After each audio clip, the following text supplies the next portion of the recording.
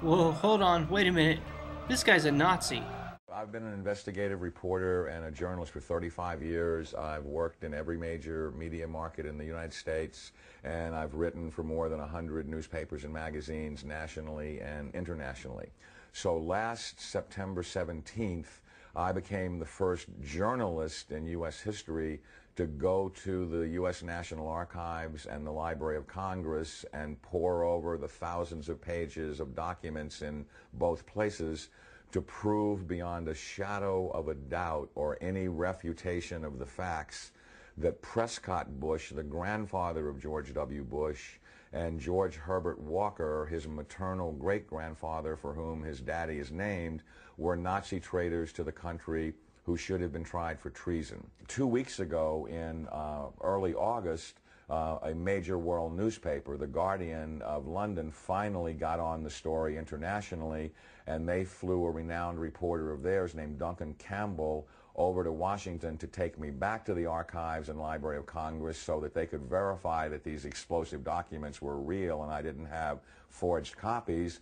Prescott Bush was the grandfather of George W. Bush and the father of George Herbert Walker Bush, and George Herbert Walker Bush is named for his father-in-law, George Herbert Walker.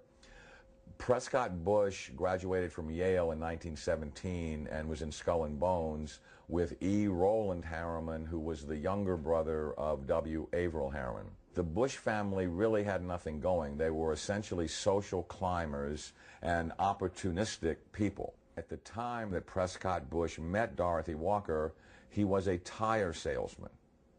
And George Herbert Walker, as all fathers do when their daughter's going to marry someone, said in his heart, you know, it's not an appropriate thing socially that my daughter marry a tire salesman. So he brought Prescott Bush first into Brown Brothers Harriman and then Union Banking Corporation. In actuality, it was anything but a bank. It was essentially a Nazi money laundering operation that had a lot of tentacles into a lot of different other businesses. They owned a shipping line called Hamburg American Line, for example, which was the first Nazi front business seized, although the line was no longer operational in 1942. In the early 1930s, it transported Nazi spies into the U.S., and then their promotional ads offered cash rewards to any American citizens who would go back on Hamburg American Lines and proselytize for Hitler. 8 months after the U.S. had entered the war, the New York Herald Tribune ran a front-page article, Hitler's Angel has $3 million in U.S. bank.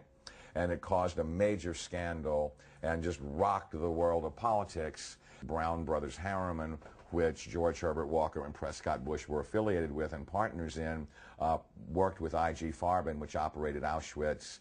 Prescott Bush, he did a number of things that were not only anti-American but were pro-Hitler, and he did all that he could to proselytize for Hitler and the rise of his Third Reich, because the largest client, Fritz Thyssen, of his patron, W. Averill Harriman, dictated what kind of behavior he would practice to enhance his own career. So he was put on the board of directors of Union Banking Corporation, and he was also a shareholder in Union Banking Corporation along with E. Roland Harriman. But what's interesting about what the documents show is that they clearly state that all of the shareholders were phantom shareholders for Fritz Thyssen and did his bidding directly. So the point I'm making is it's not as if they bought these shares of stock as a passive investment to hopefully profit from the war. They were directly doing the bidding of the individual who built the Nazi war machine. Some very shocking documents that I saw at the Library of Congress 2 weeks ago on August 10th, on August 9th, excuse me, had to do with the hearings of the McCormick-Dickstein Committee of November 1934, show that Prescott Bush and the DuPont family, the Remington family, and J.P. Morgan tried to overthrow the U.S. government, assassinate FDR, and put a Hitler-style fascist state in place. I have in my possession testimony from the McCormick-Dickstein Committee in November of 1934 by one of the fascist plotters that they were going to follow Hitler's model exactly and impose martial law on the United States, round up unemployed people that were worthless to the economy and troublemakers and Jews and put them into internment camps. And their plan was, if necessary, to exterminate the people that could not be part of the effort. The only reason the coup attempt in 1934 didn't succeed is that they hired the wrong general to lead it, General Smedley Butler, the great Marine hero, two-time Congressional Medal of Honor winner, who worked with the plotters just long enough to be able to identify who they were and then blew the whistle on them to Congress. Incredibly, after being warned by the FBI and the Justice Department and the Treasury Department to cease and desist in their Nazi dealings, they had continued them until 1951. There had been 28 additional seizures of Nazi assets and Nazi business fronts between late 1942 and 1951, and that they had moved Nazi assets into Switzerland, Brazil, Argentina, and Panama, and they had continued to do business with their primary Nazi patron, who was Fritz Thyssen, who backed Hitler beginning in 1921 and who was the wealthiest man in Germany, and a steel and coal baron who, with his partner Friedrich Flick, essentially built the Nazi war machine along with I.G. Farben. In 1951, when Fritz Thyssen died in Argentina, Union Banking Corporation was liquidated by the U.S. government, and Prescott Bush received $1.5 million for his holdings in his Nazi business, and that was the beginning of the Bush family fortune for all intents and purposes. George Bush doesn't take his philosophical foundation from the Bible or the teachings of Jesus in the Sermon on the Mount. George Bush takes his inspiration from what he learned in Skull and Bones and from the Thule Society that Hitler and Goebbels and Goring cut their teeth in, Bohemian Grove, these evil organizations that perpetrate the ugly things that these criminals are doing to this country for which they must be held accountable. This is a criminal regime.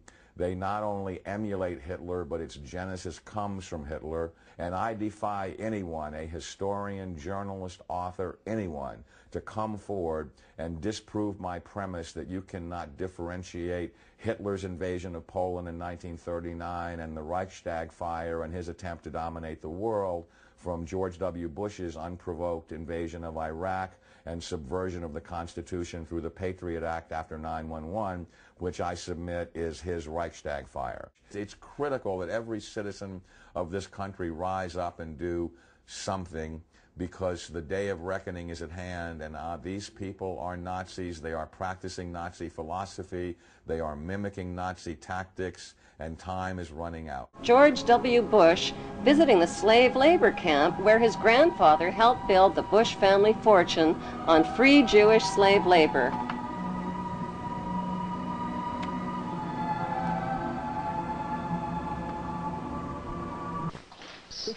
These sites are a sobering reminder of the power of evil and the need for people to resist evil.